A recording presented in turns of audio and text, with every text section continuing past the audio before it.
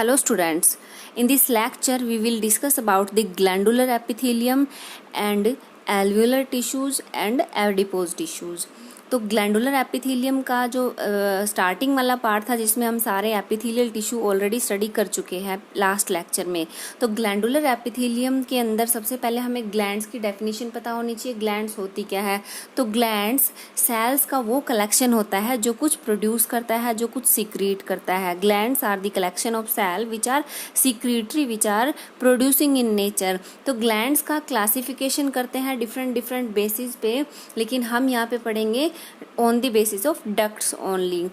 थोड़ा सा मैं ब्रीफ में आपको बता देती हूँ किस किस बेसिस पे। तो इनका एक बेसिस होता है सीक्रीशन, कि ये कौन सी ग्लैंड क्या क्या सीक्रेट करती है, क्या क्या प्रोड्यूस करती है। तो जैसे कि म्यूकस ग्लैंड्स हो गई, म्यूकस ग्लैंड जो कि म्यूकस सीक्रेट करती है। सीबेसियस ग्लैंड हो गई जो ऑयल सीक्रेट करती है। मेमरी ग्लैंड हो गई जो फीमेल के अंदर मिल्क प्रोड्यूस करती है।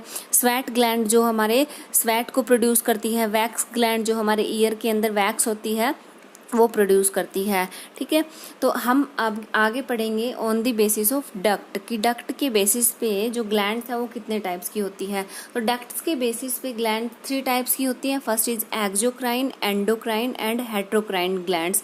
एक्सोक्राइन ग्लैंड्स वो ग्लैंड्स होती हैं जिनके अंदर डक्ट होती है। डक्ट का मतलब जैसे हम सलाइवरी ग्लैंड के बारे में पढ़ते हैं। सलाइवरी ग्लैंड वो होती है जो हमारे माउथ में सलाइवा प्रोड्यूस करती है। तो ये जो नाली जैसा ट्यूब जैसा स्ट्रक्चर आपको दिखाई दे रहा है इसको बोलते हैं डक्ट।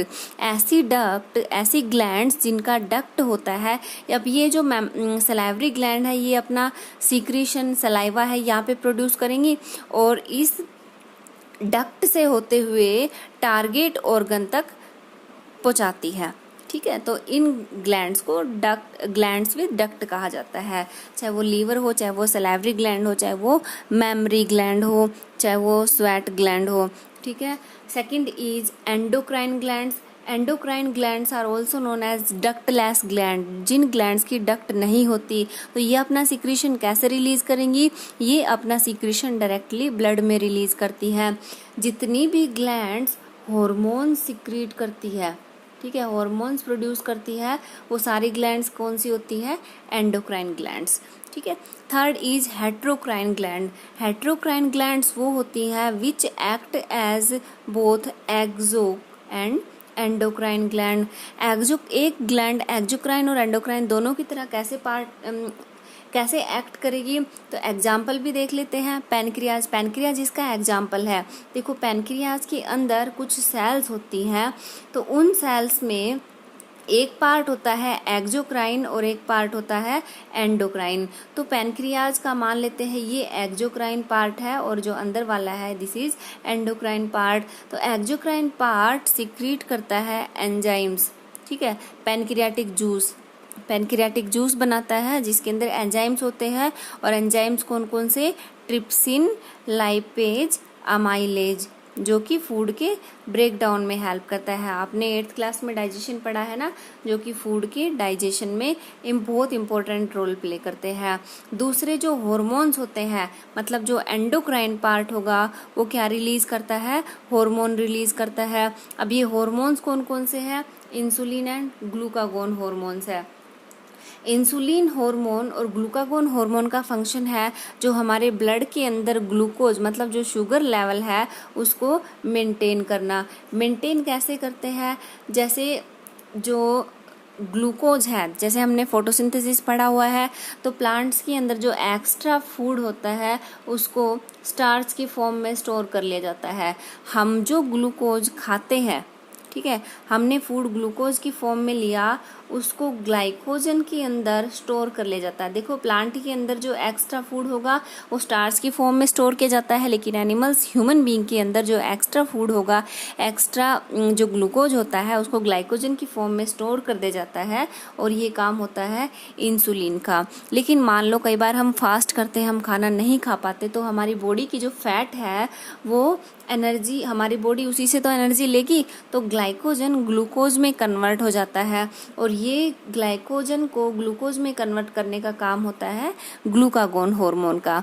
ठीक है, कई बार क्या होता है कि हम फास्ट नहीं भी करते फिर भी हमारी बॉडी में ग्लूकागोन हार्मोन का अमाउंट ज़्यादा बन रहा है, ग्लूकागोन ज़्यादा सीक्रेट हो रहा है, तो ज़्यादा ग्लाइकोजन है वो ग्लूकोज में कन्वर्ट होगा। और ग्लूकोज क्या है तो ये एक शुगर ही। तो बॉडी के अंदर ग्लूकोज की अमाउंट बढ़ गई, मतलब शुगर की अमाउंट इंक्रीज हो गई।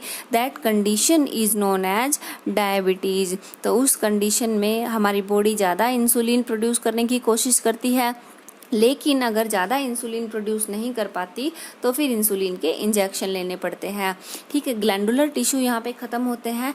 Now we come to the connective tissues. Connective tissues body के अंदर पाए जाने वाले मोस्ट अबंडेंट टिश्यूज़ होते हैं। जैसे कि हम एग्जाम्पल ले लेते हैं ब्लड का। तो ब्लड क्या है, एक कनेक्टिव टिश्यू है ना, क्योंकि सारे बॉडी पार्ट्स को कनेक्ट करता है, एक पार्ट से दूसरे पार्ट में फ्लो करता है।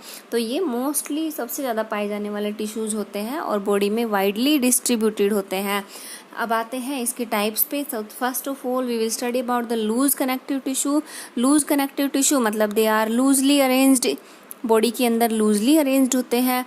तो यहाँ पे ये दो टाइप्स के थे, एक areolar connective tissue and second is adipose connective tissue. Areolar connective tissue, इसके अंदर कुछ सेल्स होती हैं। ठीक है, एरियोलर कनेक्टिव टिश्यू मेनली हमारी स्किन के नीचे बहुत ज़्यादा पाया जाता है और इसके अंदर कुछ सेल्स होती है। तो उन सेल्स के अंदर सबसे पहला नाम है फाइब्रोब्लास्ट सेल्स का। फाइब्रोब्लास्ट मतलब fibre secreting cells, fibre containing cells. तो इसके अंदर दो टाइप के फाइबर होते हैं, एक कोलाजन फाइबर और दूसरा इलास्टिन फाइबर। कोलाजन को वाइट फाइब्रस टिश्यू भी कहा जाता है। ठीक है, this is also known as white fibrous tissue and elastin is also known as yellow elastic tissue या येलो फाइब्रस टिश्यू। ठीक है, येलो इलास्टिक टिश्यू या येलो फाइब्रस टिश्यू, दोनों ही टिश्यूज, क्योंकि जो कोलाजन है उसके अंदर फ्लेक्सिबिलिटी कम होती है। तो कोलाजन हमारी बॉडी को, हमारे टिश्यूज को, हमारी सेल्स को स्ट्रेंथ प्रोवाइड करता है। ऐसे ही इलास्टिन है, इसके अंदर इलास्टिसिटी ज़्यादा होती है तो हमारे टिश्यूज को इलास्टिसिटी प्रोवाइड करता है। सेकेंड टाइप्स की जो सेल होती है वो है मैक्रोफेज। ठीक है, मैक्रोफेज बड़ी बड़ी इरेगुलर सेल्स होती हैं और ये फैगोसाइटिक सेल्स होती हैं। फैगोसाइट का मतलब होता है किसी भी चीज़ को ईट कर लेना, किसी भी सॉलिड चीज़ को ईट कर लेना, खा जाना। तो यहाँ पे मैक्रोफेज सेल्स होती है, ये डैमेज टिश्यू को ईट करने में एंगल्फ कर लेती है, हेल्प करती है उनको एलिमिनेट करने में, माइक्रोब्स को, फॉरेन बॉडीज़ को, इन सब को एलिमिनेट करने में हेल्प करती है। थर्ड टाइप की जो सेल्स है वो है मास्ट सेल। मास्ट सेल बहुत सारे केमिकल्स को प्रोड्यूस करती है। उनमें सबसे पहला केमिकल है हिस्टामाइन। हिस्टामाइन है वो एलर्जिक रिएक्शन। मान लो हमें कोई एलर्जी हुई है तो हिस्टामाइन बहुत ज़्यादा अमाउंट में सीक्रेट होता है, बहुत ज़्यादा अमाउंट में प्रोड्यूस होता है और ये इन्फ्लामेशन प्रोड्यूस करता है।